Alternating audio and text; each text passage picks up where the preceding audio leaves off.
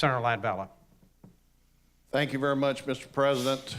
We've received a message from the House of Representatives offering amendments to Senate Bill number 2, our ethics package.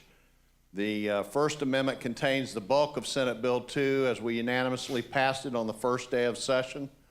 However, there are a couple of things that we worked with the House on improving. First, the amendment refines the provisions concerning post-legislative service lobbying. As passed, Senate Bill 2 prohibited members of the legislature from even working on matters that would come before the legislature. Senate Bill 2 prohibited former members from representing anyone before an executive branch agency for a period of 2 years. The amendment removes those restrictions concerning doing work on matters that come before the legislature. However, it does not remove the prohibition in current law concerning lobbying the legislature for 2 years after you leave office. The amendment also prohibits a former member from lobbying an executive branch agency, official, or employee. And let me try to explain that a little bit.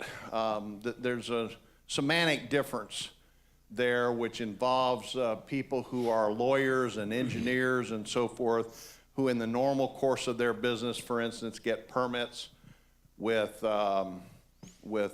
departments, Department of Environmental Protection, Department of Transportation, driveway permits, and those kinds of things.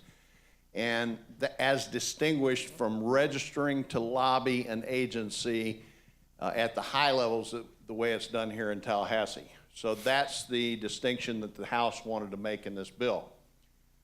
Second, the amendment refines the blind trust provisions by specifying who can serve as a trustee.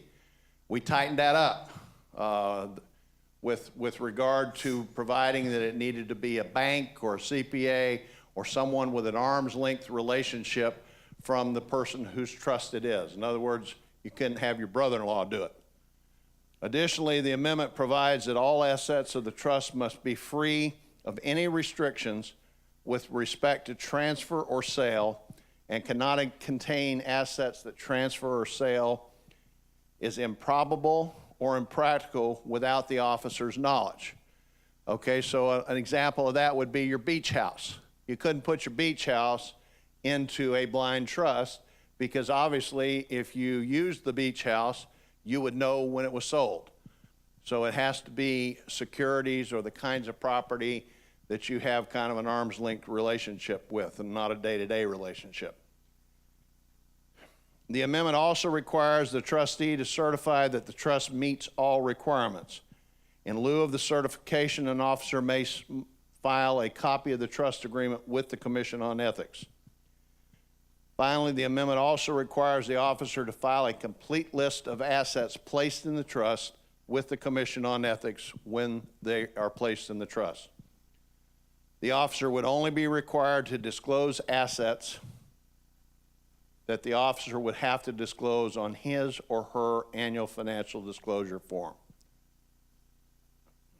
With regard to the voting conflict statute, it refines the definition of principal by whom retained and special private gain or loss. The change to the definition of principal by whom retained clarifies that an agency is not a principal. Also, the amendment clarifies that the term principal by whom retained includes a corporate sibling of a company that retains a public officer.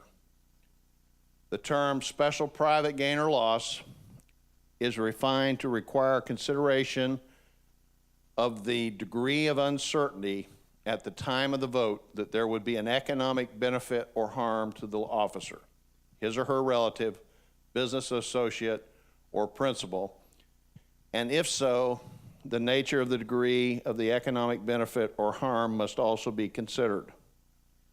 The amendment provides a list of some of the factors to be considered in determining whether it is a special private gain or loss,